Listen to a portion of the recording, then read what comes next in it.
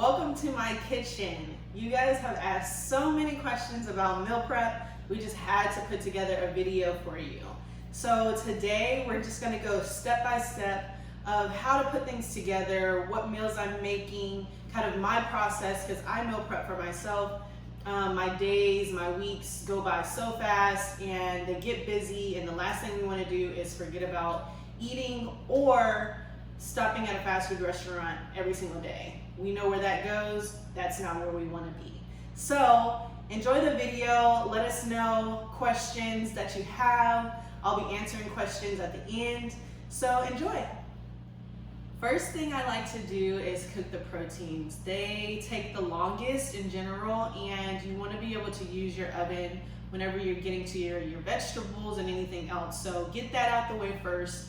I like to make a bulk so I can use it throughout the week, and I know what I have. That's where I build my meals, and if you read the blog before, repurposing your leftovers, this is where we start. After we make our meals, we have protein left over, and you're able to repurpose and add any vegetables, anything that you want, any grains later on in the week. I probably prep for 3 days first out of the week, and after that I kind of wing it, or I'll prep again midweek for the end of the week. So that's where we're starting.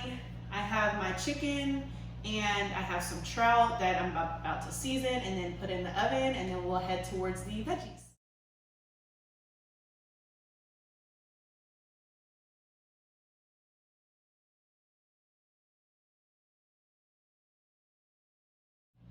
Woo!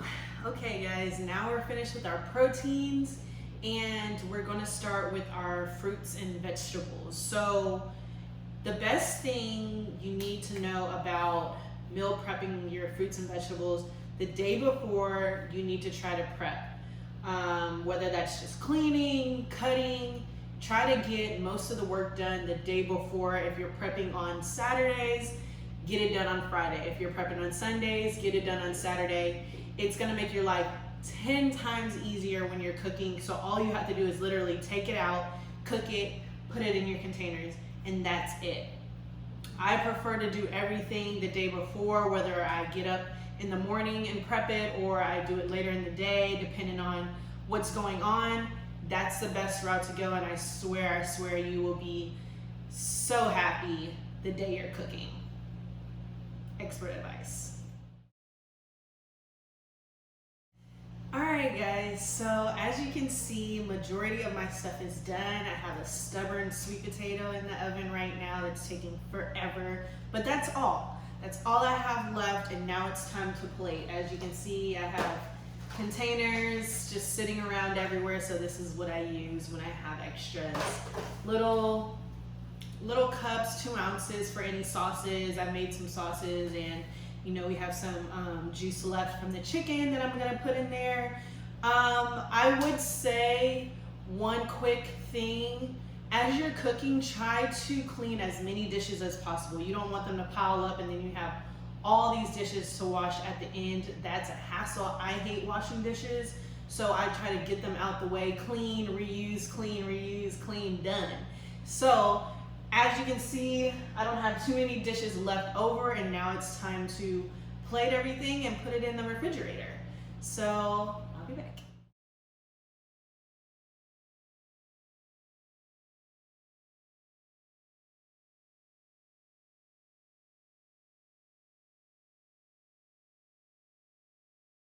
Okay guys, I am finally done. As you can see, I have my meals prepped and ready to go. I just need to seal them and put them in the refrigerator. You eat them how you want to, mix and match what you want. I mean, you've cooked all day, now you're set and ready to go for the week.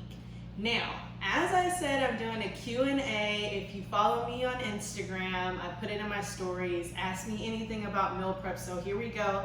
I'm gonna answer as many questions as possible.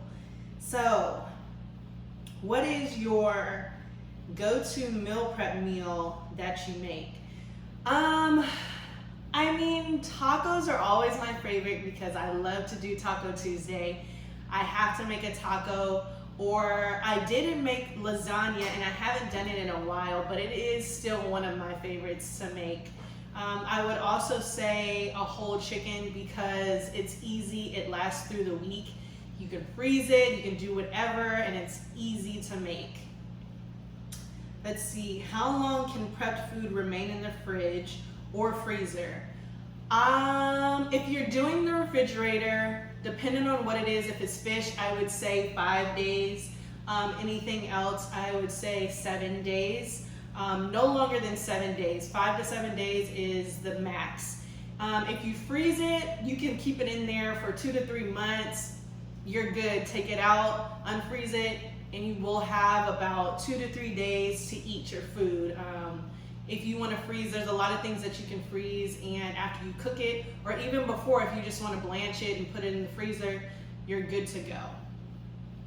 Okay. How do you know what is the right portion for yourself? So this is a great question.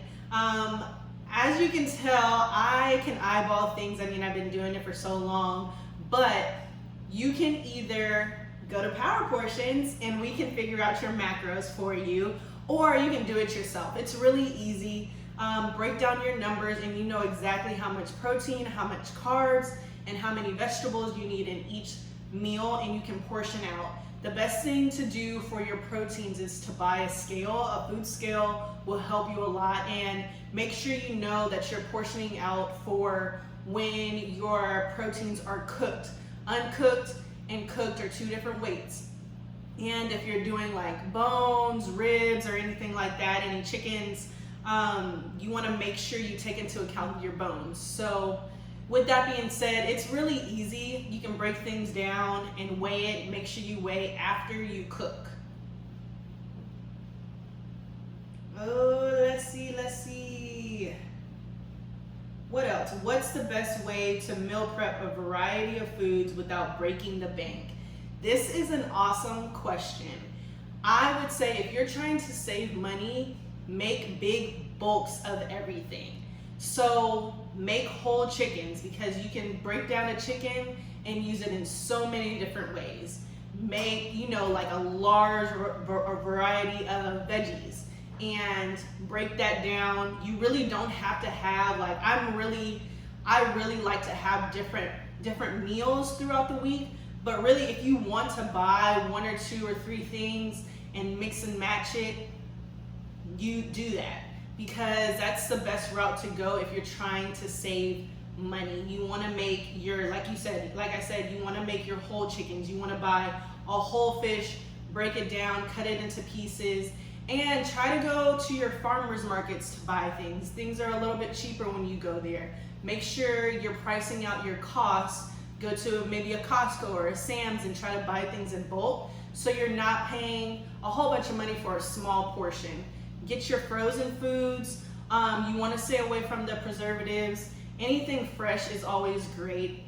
And like I said, buy in bulk, make in bulk, freeze, so you have things for 2 to 3 months as opposed to just a week or 2, and you can always pull things out and make it, and it makes the life a lot easier and you save a lot of money.